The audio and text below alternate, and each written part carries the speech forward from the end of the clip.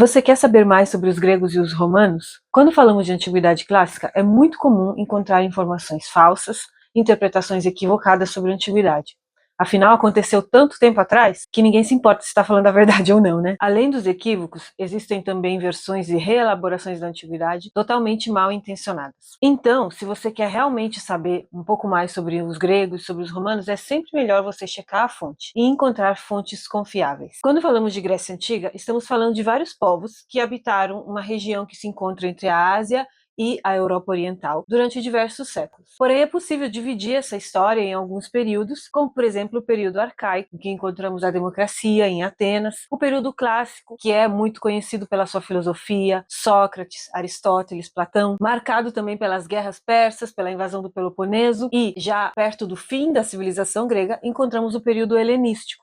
O período helenístico que interessa a muitos de vocês aqui, desse perfil de Sêneca, porque é o período em que nasce o estoicismo, outras filosofias também, como o epicurismo, a escola cínica, sendo esse período marcado por um império absolutista e por uma confluência de diversos povos que eram unidos relativamente assim pela língua grega, por isso que se fala de período helenístico. Já quando se fala de Roma Antiga, estamos falando de uma grande civilização que tem seu nascedouro na região central da Itália, uma junção de povos lá que existiam antes dos romanos, como os etruscos, os sabinos, os umbros, e que no decorrer do século, essa civilização romana, por meio de campanhas de guerras expansionísticas, se expandiu desde o norte da África até o norte da Europa, até a Europa Oriental. E desde o começo, né, uma das primeiras influências e conquistas dos romanos foram já os gregos. É até por isso que essas civilizações têm diversas coisas em comum, porque houve por muito tempo uma troca cultural, muitas vezes marcada pela dominação militar dos romanos, entre gregos e romanos, né? Até que houve a completa também romanização de toda aquela região. Porém, quando a gente fala disso, é um período de história de mais de 7 séculos. Roma, por exemplo, nem sempre foi o império que todo mundo conhece, né? Ah, e qual é o seu império romano? Roma foi um império por 4 séculos, porém a sua história é uma história de 7 séculos.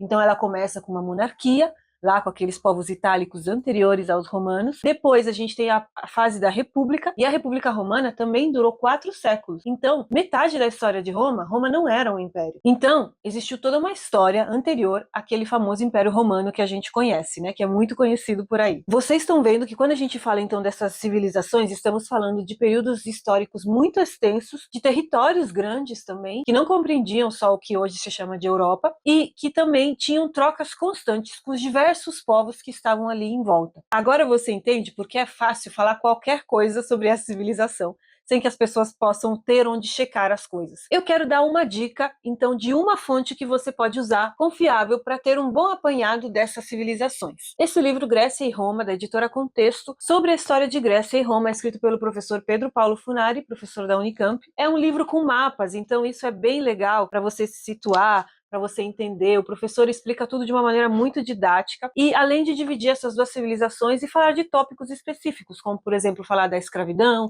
falar de como eram as mulheres, como era a organização governamental nesse período bem longo e extenso. Quero dar um gostinho para vocês e ler um trechinho em que o professor fala das mulheres na sociedade romana. Depois do que vimos sobre mulheres gregas em sua reclusão, você deve estar se perguntando sobre as mulheres romanas. Seriam também tão reprimidas? Elas nunca foram consideradas cidadãs e, portanto, não podiam exercer cargos públicos. No entanto, provavelmente por influência de costumes etruscos mais liberais, vocês lembram dos etruscos que eu falei, povos que existiam antes dos romanos no centro da Itália, não viviam isoladas como as gregas. Estavam sempre fisicamente presentes, tanto na vida doméstica como na vida pública. As mulheres romanas podiam ser educadas e chegavam a tomar parte de campanhas eleitorais, assim como escrever poesias.